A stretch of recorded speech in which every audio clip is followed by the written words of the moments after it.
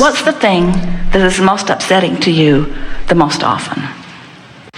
And we're not looking for some philosophical. We're talking about what's bugging you. What happens that freaks you out or that makes you mad or that... My lack of self-esteem has been a big problem for me during my whole life. It's affected. Of course, you know why? Because the source within you adores you so much. There is nothing that is more disabling than focusing on ways that disagree with the way the source within you feels. You didn't make that up. There were other people outside the vortex that trained you how to think about yourself. When there's somebody outside the vortex, they feel awful. And when they look at you, they feel awful. And then you say, oh, something must be wrong with me because they're looking at me and they feel awful. I wish that I could behave in a way that when they look at me, they would feel wonderful.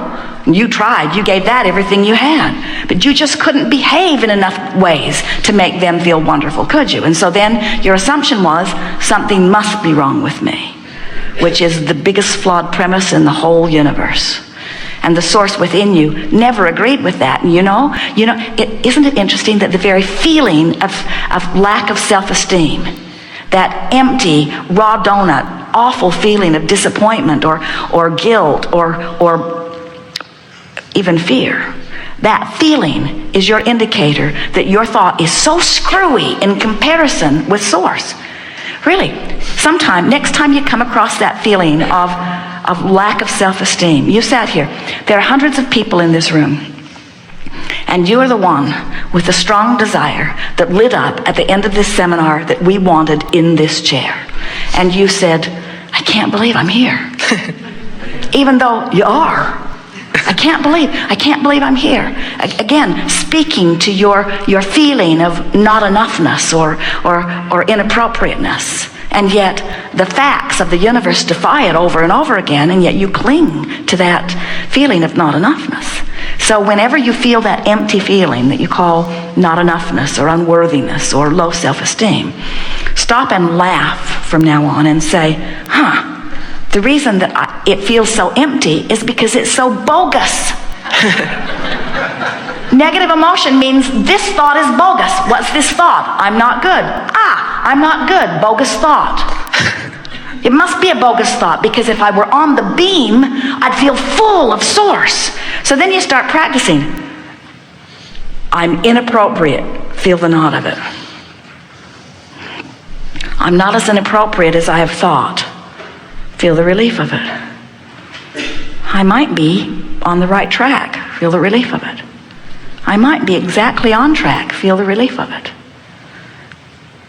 Kind of feels like the source within me likes me, because whenever I get down on me, I lose my connection with source. That must mean something. It means everything, you see.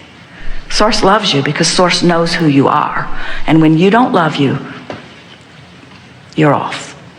Now, something that is helpful, because you're not alone in this. There are a lot of people who have trained themselves or been trained by others not to like themselves very much. And we've noticed that teaching you to like yourself is harder than teaching you to like almost anything else. So you don't have to. So imagine that here you are, shining your hose of appreciation out there. You find a cat, a dog, a donkey, a chicken. The government, no. Church, no. Beautiful girl, Me.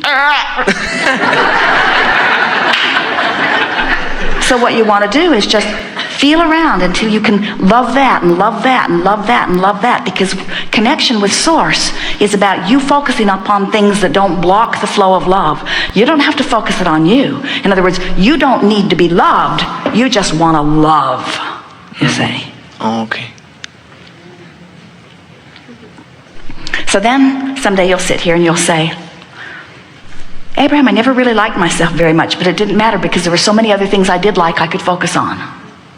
And then one day, I practiced liking that and that and that and that and that and that and that so much that suddenly I looked at myself and I thought, not bad.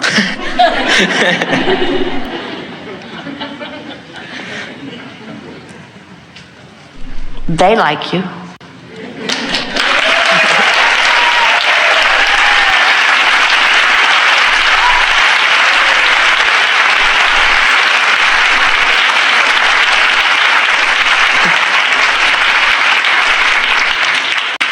But they're in the vortex.